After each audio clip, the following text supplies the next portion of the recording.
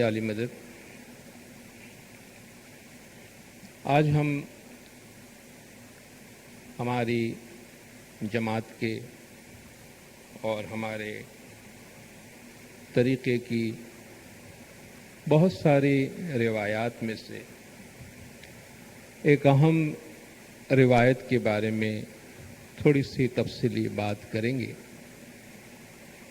اور ہم اپنے ٹریڈیشن کے، اپنے طریقے کی جو خدمات کی روایت ہے، خدمات کے جو مختلف پہلو ہے، خواہ وہ انسٹیٹیوشنز کی صورت میں ہو یا مجالس کی صورت میں ہو،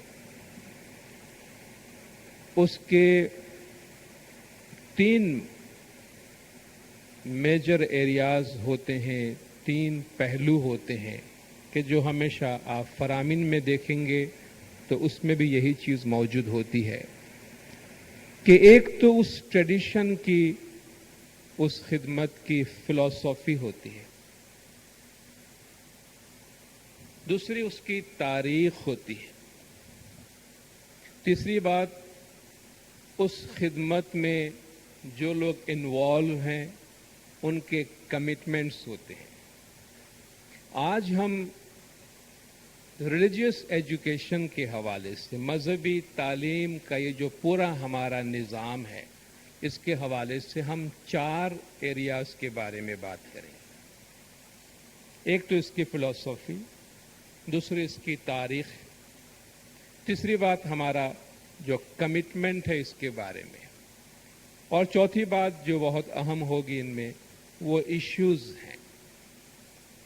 وقت کے ساتھ ساتھ چلتے ہوئے، وقت کے ساتھ ساتھ گزرتے ہوئے کون سے ایسے مسائل ہیں جن کا ہمیں سامنا کرنا پڑ رہا ہے، اور ہم کس طرح ان مسائل کا حل تلاش کر سکتے ہیں، اور کس طریقے سے ہم اپنے کمٹمنٹ کو، اپنی سروس کو بہتر سے بہتر بنا سکتے ہیں۔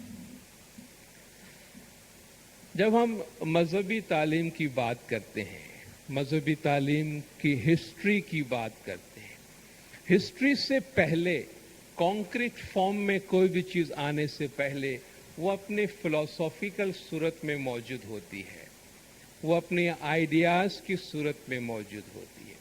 آئیڈیاز پہلے آتے ہیں، میننگ پہلے آتی ہے، صورت بعد میں آتی ہے۔ ہم جب کوئی لینگویج استعمال کرتے ہیں، ہم جب کوئی بات کرتے ہیں، شاید کبھی ایسا ہو جاتا ہوگا کہ ہم بول دینے کے بعد سوچ رہے ہیں کہ ہم نے کیا بول دیا، مگر عام طور پر پہلے میننگ ذہن میں آتی ہے۔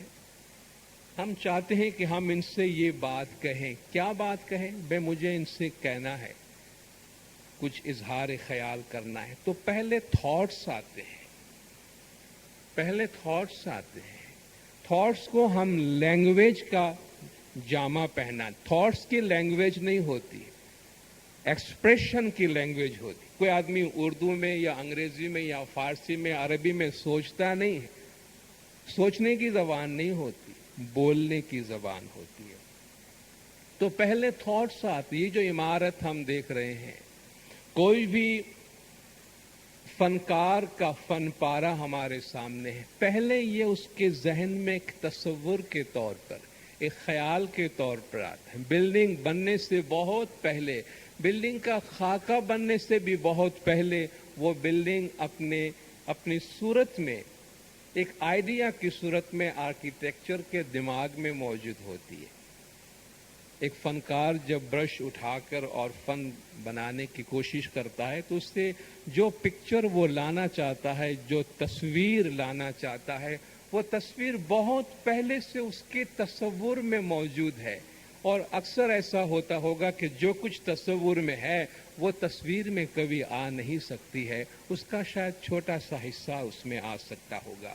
تو ہم ہسٹری میں آنے سے پہلے ہم تصورات کی بات کرتے ہیں، ہم آئیڈیاز کی بات کرتے ہیں، اور وہ آئیڈیا یہ ہے جو ہم تخلیق کی بنیاد سے بات کرتے ہیں۔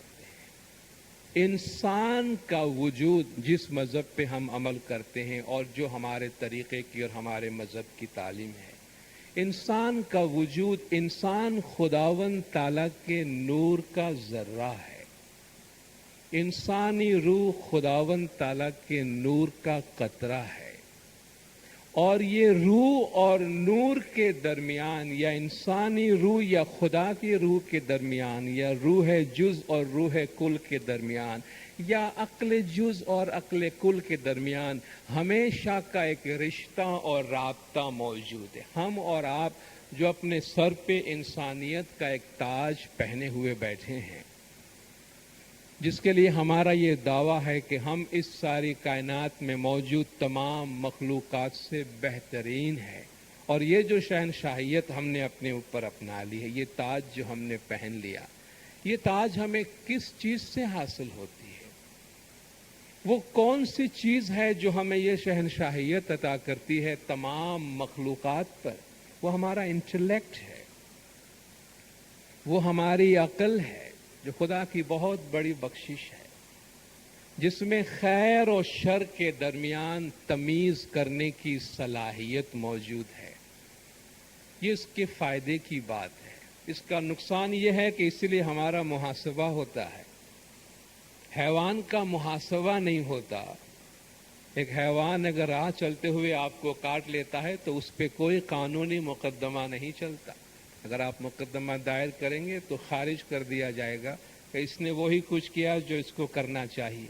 लेकिन अगर मैंने किसी को काट लिया तो मुझ पे मुकदमा चलेगा कि मुझसे कहा जाएगा कि तुमने वो कुछ नहीं किया जो तुमको करना चाहिए था, तुमने नहीं करने वाली बात की है, हैवान वाला काम तुमने कर लिया जो तुमको जेब नहीं देता था।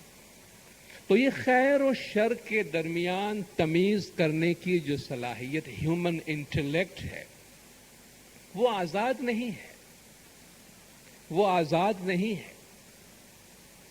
उसकी भी परवरिश की जरूरत है, उसकी भी तालीम की जरूरत है, उसकी भी ट्रेनिंग की जरूरत है। सारा जो इस्माइली फलसफा तालीम है वो इसी पर मबनी है कि जुज को कुल के साथ लिंक रखने की जरूरत है। औलाद माँ बाप के साथ लिंक रखते हैं, माँ बाप अपनी ट्रेनिंग, अपनी तालीम, अपना संस्कार, अपनी रिवायत अपनी औलाद के हवाले करती है। तो खालिक ने जो उसकी मखलूक सामने है उसको बना के तन्हा नहीं छोड़ा है। अफहसिब तुम अन्नमा खलकनाकुम अबसं व अन्नकुम इलैना ला तुरजऊन, क्या तुम समझते हो हमने तुम्हें वैसे ही बनाया है बिला मकसद, और ये कि तुम हमारी तरफ वापस नहीं लौटाए जाओगे? तो ये जो मकसद है तख्लीक में, ये जो खुदा का मंशा है, ये मंशा कम्युनिकेशन से हासिल होता है। ये क्या मंशा है हमारी तख्लीक में, हमसे खुदा क्या चाहता है, ये खुदा हम तक कम्युनिकेट करता है। और ये कम्युनिकेट आप देखें, ये जो नुज़ुल कुरान है इसको नुज़ूल कहते हैं। नुज़ुल का मतलब है ऊपर से नीचे की तरफ आना। कहते हैं इंसान जब बोलता है, इंसान जब दुआएं मांगता है, इंसान जब आजिज़ी और गिरियाज़ारी करता है तो वो ऊपर की तरफ देखता है कि वो नीचे से अपनी चीजों को ऊपर की तरफ भेजने की कोशिश करता है। खुदा जब फरमाता है तो वह अनज़लना, हमने इसको ऊपर से नीचे उतारा है तुम्हारी तरफ। यानी खुदा ने कम्युनिकेट किया है, नाजिल किया है। तो जितने भी डिवाइन स्क्रिप्चर्स है, जितने भी खुदा की किताबें हैं, जितने भी अंबिया दुनिया में आए हैं, अंबिया ने जो कुछ तालीमात दी है, थियोलॉजिकली किसी भी लैंग्वेज में आप जाएं, किसी भी तरह बयान करें, जो भी ऊपर से आने वाली तालीम है ये उसी कम्युनिकेशन का हिस्सा है, जिसमें अगर हम इन्हें नटशेल बात करें तो इंसान को ये बताने की कोशिश की गई है कि उसकी तख्लीक का मंशा क्या है, उसको क्या करना चाहिए और क्या नहीं करना चाहिए। ये फिलॉसफी है, ये आइडिया है जिसके बेसिस पर ये काम कुछ लोगों के सुपुर्द किया गया। और ये काम हिस्टोरिकली जब हम इस आइडिया से इनको अफराद की तरफ लाते हैं तो हम इसे अंबिया और अइम्मा की तरफ लाते हैं या बुजुर्गान दीन की तरफ लाते हैं। तो मोमिनों की अरवाह को और मोमिनों की रूहों को तालीमात देने का ये काम خدا نے پیغمبروں کے سپرد کیا. حضور نے اپنی حدیث میں فرمایا کہ یا علی انا و انت ابوا ہذہ الامہ، اے علی آپ اور میں اس قوم کے ماں باپ ہیں. کس طرح کے ماں باپ ہیں؟ روحانی ماں باپ ہیں. امام نے فرمایا کہ ہم 7ویں آسمان سے چل کر اس دنیا میں تمہاری ڈاکٹری کرنے کے واسطے نہیں آئے. یہ فرمان مولا نے کب فرمایا؟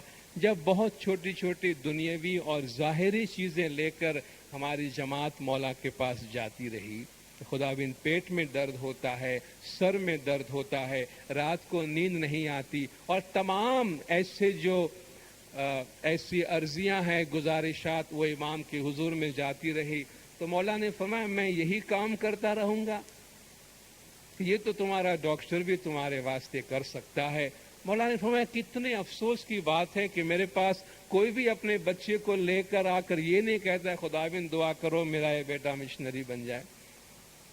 ہر ایک آ کے اگر امام سے دعائیں منگواتا ہے تو اس میں بھی تاجر بن کے دعائیں منگواتا ہے، اس میں بھی بزنس مین بن کر اور دنیاوی فائدے کی بات کرتا ہے. جس زمانے میں جس جاب میں پیسہ زیادہ ہے ویسی دعا مولا کے پاس لے کے یا مولا دعا کرو میرا بیٹا ڈاکٹر بن جائے کیونکہ ڈاکٹر میں پیسہ بہت. یہ فرمان کے اندر میرا بیٹا پائلٹ بن جائے کیونکہ اس میں پیسہ بہت ہے. میرا بیٹا مشنری بنے کوئی نہیں کہتا ہے. شاید اس وقت بھی لوگوں کے ذہن میں یہ ہوگا کہ بچہ کیا کرے گا، مشنری بنے گا. anyway, کہنے کا مطلب یہ ہے کہ امام نے فرمایا کہ ہم 7ویں آسمان سے چل کر اس دنیا میں تمہاری ڈاکٹری کرنے کے واسطے نہیں آئے، ہم تمہاری روح کے ڈاکٹر ہیں.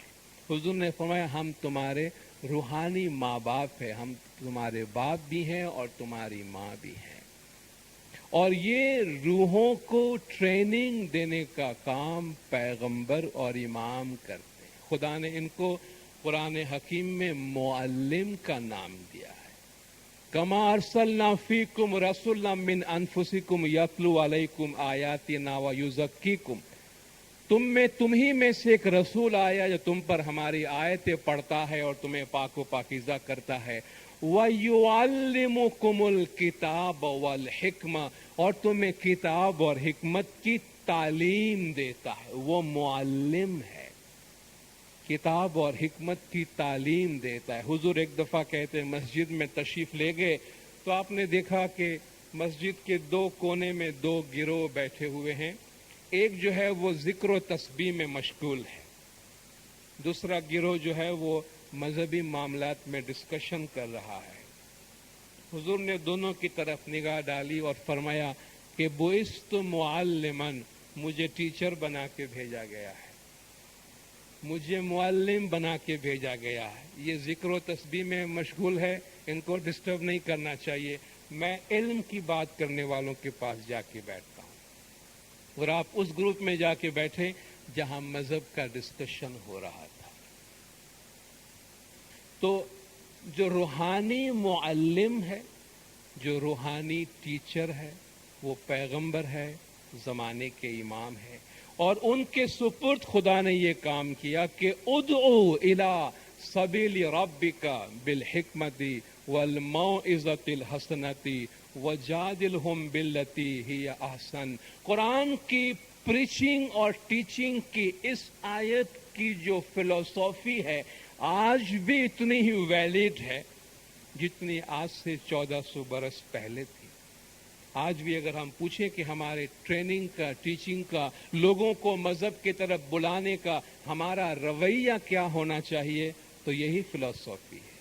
ادعو الی سبیل ربک، بلا لوگوں کو اللہ کے راستے کی طرف، بالحکمہ، حکمت سے، حکمت سے. اور حکمت کے معنی ہے وزڈم. آپ تعلیم یا ٹریننگ یا پریچنگ اس طرح کریں کہ سامنے والے پہ کوئی پریشر نہ آئے، کوئی دباؤ نہ آئے. آپ ان کے عقل کو اپیل کریں، آپ ان کے دل کو، ان کی روح کو اپیل کریں.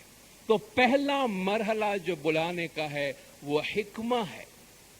والموعظۃ الحسنہ، दूसरा मरहला अच्छी अच्छी नसीहतें करो, अच्छी अच्छी नसीहतें करो, प्यारी प्यारी बातें करो। वजादिलहुम बिल्लती, तीसरा मरहला अगर डिस्कशन या बहस व मुबाहसा की भी जरूरत पेश आए, जादिलहुम, उनसे बहस करो, बिल्लती, इस तरीके से, हिया अहसन, जो बेहतरीन तरीका। बहस व मुबाहसा, डिस्कशन, आर्ग्यूमेंट भी एक बहुत ही शाइस्तगी के अंदाज के अंदर, जिसमें आपको किसी को गलत साबित करने या झूठ साबित करने की जरूरत नहीं है। खुदा फरमाता है डिस्कशन भी करो तो अहसन तरीके से करो। तो ये मुअल्लिम का काम है। हुजूर ने फरमाया अना मदीनतुल इल्म व अलीयुन बाबुहा फमन अरादल इल्म फलयातिल बाब, मैं इल्म का शहर हूँ, अली उसका दरवाज़ा है, जिसे इल्म चाहिए वो दरवाजे से आए। और खुदा के फरमान के मुताबिक, खुदा के दिए हुए मिशन के मुताबिक, पैगंबर ने अपने दौर में, इमामों ने अपने दौर में रूहों की परवरिश के काम को जारी रखा, रूहों की परवरिश का काम जारी रखा। जहां वो उन्होंने उनके अपनी जात के लिए मुमकिन हुआ उन्होंने खुद किया, मगर उन्होंने अपनी जात तक उसे महदूद नहीं रखा, मगर इस तरीके को आगे बढ़ाया।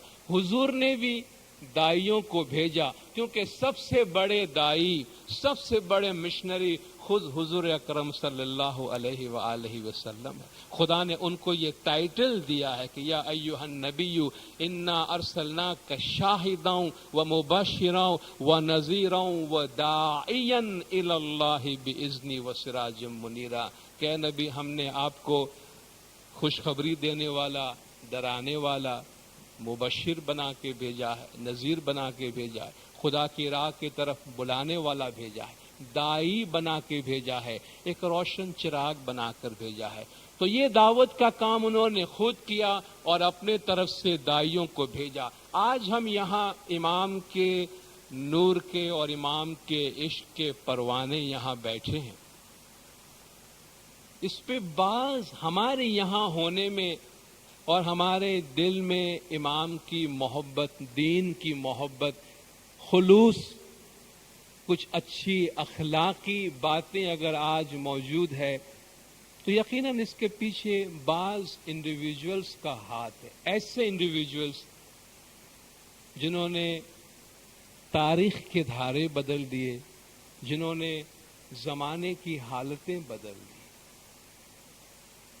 हम सब यहाँ बैठे, हमारे पीछे 3-4 बुजुर्ग पीरों का नाम आता है। इतना बड़ा बदख्शान जहाँ लाखों इस्माइलियों का तस्करा हो रहा है, ऐसे लोगों ने वहां जाकर काम किया जिनका बज़ाहिर इमाम के साथ बहुत ज्यादा लिंक नहीं रहा। एक दफा इमाम के ताल्लुकात से और इमाम के मिशन से मैसेज लेने के बाद, निकलने के बाद पीर सदरुद्दीन इमाम की तरफ से आए, पीर शम्स आए, चंद ऐसे बुजुर्ग, मगर उनका अपना एक कमिटमेंट था, उनका अपना एक काम था। ये दाई इस इलाकों में आए, उन्होंने इमाम के मैसेज को पहुंचाया, उसके नतीजे में आज हम मौला के दाई, मौला के फिदाई और मौला के परवाने यहाँ मौजूद है। मगर वो काम वहां खत्म नहीं हुआ।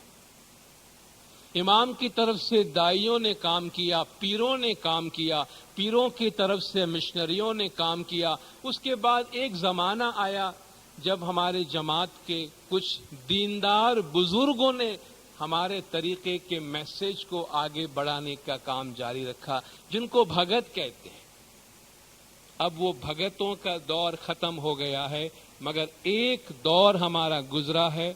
हमारे इस वक्त जो जमात के बुजुर्गान हैं, उनकी ट्रेनिंग जो है उन भगतों के हाथों हुई है, और वो भगत अपनी अपनी जगह पे पिलर्स की तरह थे। अपनी अपनी जगहों पे उन्होंने पिलर्स की तरह काम किया है, और उस वक्त बहुत ज्यादा फलसफियाना अंदाज में शायद मजहब के काम करने की जरूरत नहीं थी। जो लिमिटेड नॉलेज उनके पास होता था, मौला सबसे ज्यादा इस बात पे जोर देते थे कि हमारे बच्चे अपने मजहब में रहें और अपने मजहब की तालीम हासिल करें। और इमाम इस खिदमत को कितनी अहमियत देते हैं, मैं एक वाक़या हमेशा بلکہ یہ بہت طویل فرمان ہے. ہمیشہ جب بھی ریلیجس ایجوکیشن کی بات کرتا ہوں تو اس میں اس کا ذکر ضرور کرتا ہوں کہ 1905 میں امام سلطان محمد شاہ صلوات اللہ علیہ جب اپنی سیکنڈ وزٹ کی مولانا زانزیبار کی، جنگ بار اس وقت کہلاتا تھا، اور جہاں بہت سے مسائل جماعت کے سامنے تھے، اور وہاں مولانا باگامویا جماعت کو ملاقات دی. 600 آدمی کی جماعت تھی. جنگ بار کے اندر یہ 22 اگست 1905 کا ذکر ہے. مولا نے اس مہمانی میں بہت طویل فرمان فرمایا. وہ فرمان پڑھنے جیسا ہے کہ کس طریقے سے مولا اپنی فیلنگ کا اظہار کرتے. مولا نے فرمایا تمہارے بہت سارے ٹیلی گرامز آئے، بہت سارے میسج آئے ہیں، اس لیے میں یہاں پر آیا ہوں، مگر تمہارے اوپر مجھے بڑا غصہ ہے. تم لوگوں پہ بڑا غصہ ہے مجھے، اور غصے کی وجہ یہ تھی، مولا نے فرمایا میں اتنی محنت کر کے یہاں آتا ہوں، اپنا اسکول شروع کر کے جاتا ہوں، تمہارے لیے ماسٹر بھگت چھوڑ کے جاتا ہوں، اور میں چلا جاتا ہوں، تم اس بھگت کو نکال دیتے ہو اور میرے اسکول بند کر دیتے ہو.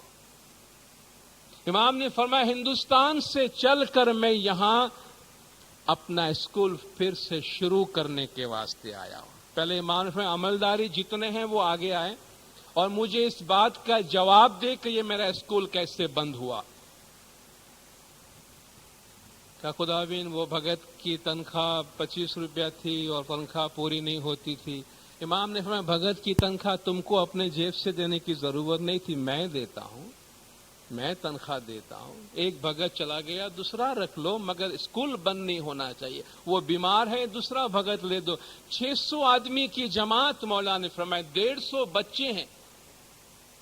تمہارے آبا و اجداد میں پیر صدردین نام لیا مولا نے، پیر شم، پیر صدردین، پیر صاحب دین، پیر نصیر دین، در بدر بھٹکتے ہوئے ہندوؤں کے بیچ میں جا کر کے جہاں مسلمان ہونے کی وجہ سے وہاں کی قومیں ان پہ لعنت ملامت کرتی تھی. مولانا صاحب مسلمان ہونے کے باوجود ان پہ لعنت کیا گیا، پھر بھی ان لوگوں نے اپنا کام جاری رکھا.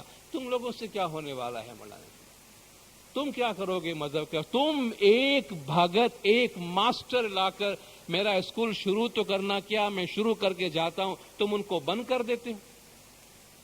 امام نے فرمایا جو بھی ذمہ دار عملداری ہے کہ جو میرے اسکول بند کرتا ہے ان کو بولو گھر میں بیٹھے دوسرا عملداری مقرر کرو. جن کو کام نہیں کرنا ان کو بولو گھر میں بیٹھے ان کو برطرف کرو. مولانا نے فرمایا اور دوسرے لوگ لاؤ ان کی جگہ پہ جو کام کرنے والے ہو. تم مجھے جواب دو کہ میرے بچوں کو تم نے اس طرح کیسے چھوڑا ہوا.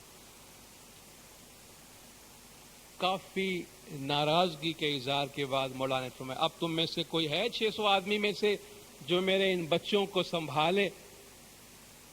کہ مولانا نے فرمایا یہ موقع آیا ہے آج کے امام تمہارے سامنے منت کر رہا ہے آ کر کہ میرے بچوں کو سنبھالو. مولانا نے فرمایا میں مجبور ہوں کہ میں ہندوستان سے روزانہ آ کے اسکول میں اپنے بچے کو پڑھا نہیں سکتا. اگر ہندوستان ہوتا تو میں خود جا کے پڑھا لیتا، تمہاری منتیں نہیں کرتا آ کے. لیکن میں مجبور ہوں کہ مجھے تم سے مدد مانگنی پڑ رہی ہے اور مجھے افسوس ہے کہ تم میرا اتنا بھی کام کرنے کو تیار نہیں. تو جیوراج بھائی والجی کھڑے ہوئے کہ خداوند میں یہ ذمہ داری لینے کو تیار ہوں. مولا خوش ہوئے، اس کو بلایا، ٹائٹل دیا، شال پہنایا، جماعت سے اپروول لیا. ٹھیک ہے جیوراج بھائی والجی پڑھائے گا، اس کی تنخواہ مقرر کرتا ہوں 30 روپیہ ماہانہ. ٹھیک ہے 360 روپے سالانہ اس کو ملے گا.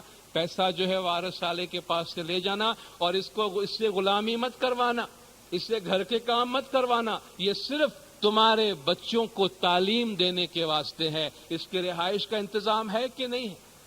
امام نے سارے انتظامات کر کے دیے. پھر مولانا نے فرمایا دیکھو اب تم کو بولتا ہوں، تم پہ مجھے بہت غصہ آیا تھا، لیکن جب جس طرح بچے نادان ہو جاتے ہیں تو ماں باپ کا فرض بنتا ہے کہ ان کو ڈانٹے اور راہ راست پہ لے آئے. اس لیے میں نے تم کو آج ڈانٹا ہے کہ تم نے بہت ہی غلط کام کیا تھا کہ تم نے میرے اسکول بند کروایا، اور جو اسکول بند کرے گا امام نے فرمایا اس کا گھر تباہ ہو جائے گا. جو اسکول کو آباد کرے گا خدا اس کا گھر آباد کرے گا. یہ بھگتوں کا زمانہ تھا، یہ بھگتوں کا زمانہ تھا، اور کراچی میں ہمارے ایک مشہور بھگت گزرے ہیں، آپ میں سے بہت سے لوگوں نے ان کا نام سنا ہے، جنت علی بھگت، مفتی صاحب جانتے ہوں گے۔ لاسی میں کافی عرصہ انہوں نے خدمت دی ہے۔ میں صرف ان کا ایک واقعہ آپ کو بتاتا ہوں، آپ میں سے یہ 1974 کی بات ہے، طریقہ بورڈ کے اندر کراچی میں ٹیچرز کو آنر کرنے کا ایک پروگرام کیا گیا، آپ میں سے بہت سے تو پیدا بھی نہیں ہوئیں گے، یہ 1974 کی بات کرتا ہوں۔ ٹیچرز، ریلیجیس ایجوکیشن دینے والے ہمارے لانگ ٹرم جنہوں نے سرو کیا تھا، ان ٹیچرز کو میڈلز دینے کے لیے آنر کرنے کے طریقہ بورڈ کے لان میں ایک بہت شاندار پروگرام کیا گیا تھا۔ اس وقت بہت سے بزرگوں کو آنر کیا گیا۔ اس وقت ہمارے مولانا حاضر امام کے پاکستان کے اسٹیٹ ایجنٹ وزیر امیر علی سینئر وزیر کریم تھے، وزیر اکبر جو آج کل ہیں ان سے پہلے وزیر امیر علی سینئر وزیر کریم، کیپٹن امیر علی کہتے تھے ہم ان کو، وہ چیف گیسٹ تھے۔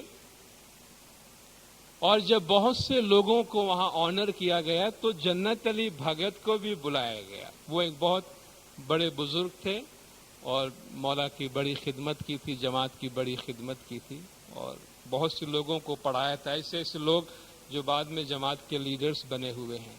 جب ان کو آنر کرنے کے لیے بلایا گیا، بات یہ ہے، ابھی آپ نے مولا کا فرمان سنا کہ ہم اپنے ٹیچرز کو، مذہبی اور دنیاوی دونوں ٹیچرز کو اپنا لیڈر تصور کرتے ہیں، جماعت کا لیڈر تصور کرتے ہیں۔ یہ ریکاگنیشن پبلکلی ہو یا نہ ہو، اس سے کوئی فرق نہیں پڑتا، اس سے کوئی فرق نہیں پڑتا، وہ ریکاگنیشن امام نے دے دی ہے، وہ ریکاگنیشن امام نے دے دی ہے۔ ہم اپنا کام، اپنا تعلق اپنی ذمہ داری اور اپنے کام سے رکھیں۔ جب وزیر امیر علی نے ان کو آنر کرنے کے لیے اسٹیج پہ بلایا تو وزیر صاحب 1 منٹ کے لیے مائک پہ آئے۔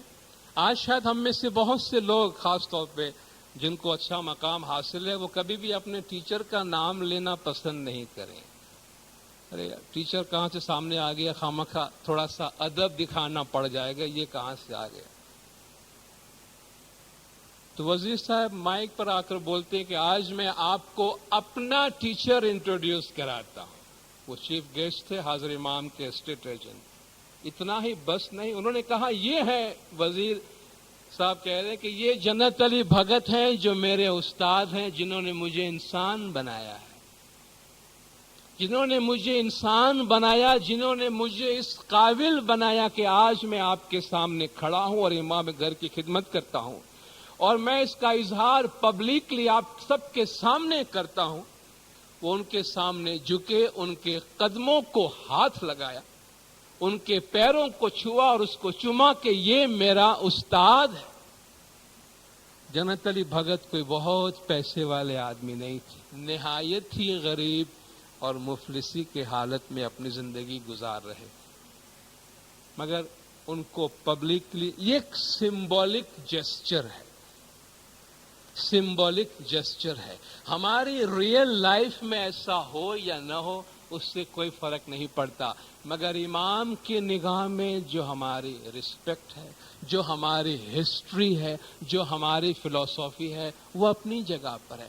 تو یہ بیک گراؤنڈ ہے۔ آج جو ہم خدمت انجام دے رہے ہیں، ان بھگتوں کے دور سے گزر کے، پیروں کے دور سے گزر کے، انڈیویجولز کے دور سے گزر کے، اب ہم انسٹیٹیوشن کے دور میں داخل ہوئے ہیں، اور آج مولا فرماتے ہیں Ismailia association is the chief successor today of former Ismaili دائز اینڈ مشن، کہ آج کا اسماعیلی ایسوسیشن یعنی طریقہ بورڈ ماضی کے ہمارے اسماعیلی دائی اور مشن کا صحیح جانشین ہے، صحیح جانشین ہے۔ یعنی جو کام ہمارے پیر کیا کرتے تھے، جو کام ہمارے دائی کیا کرتے تھے، جو کام ہمارے مشنریز کیا کرتے تھے، جو کام ہمارے بھگت کیا کرتے تھے، وہ ذمہ داری آج مولا نے انسٹیٹیوشن کو دیا ہے، اور اسی انسٹیٹیوشن سے منسلک ہو کر آج ہم یہ خدمت انجام دے رہے ہیں۔ اور ایسوسیشن طریقہ بورڈ کی جو ذمہ داری مولا نے رکھی ہے،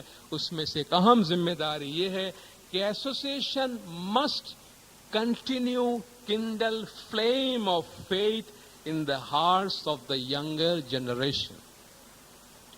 یعنی طریقہ بورڈ نوجوان نسل میں ہمارے جماعت کے بچوں کے دلوں میں ایمان کی شمع روشن کرنے کے کام کو جاری رکھے.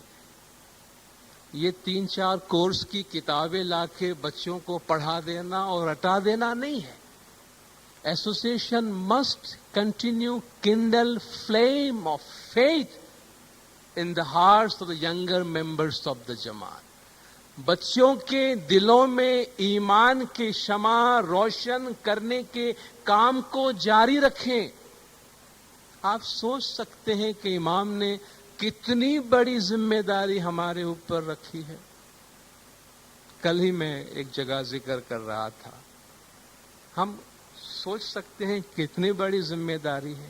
آج اس وقت اگر 5-10 غیر اسماعیلی پروفیسر اور بڑے علماء آ جائیں کہ بھئی ہم اسلامی علوم کے بہت ماہر ہیں اور ہم بڑے اسکالرس ہیں، آپ کے مذہبی اسکول اور بچے ہمارے حوالے کر دیں، ہم ان کو اسماعیلی مذہب کی تعلیم دیں گے، تو آپ کسی علماء کو گھسنے دیں گے نائٹ اسکول میں؟ آپ ایسے کسی غیر اسماعیلی اسکالرس کو آ کے اپنے بچوں کو پڑھانے دیں گے مذہبی تعلیم؟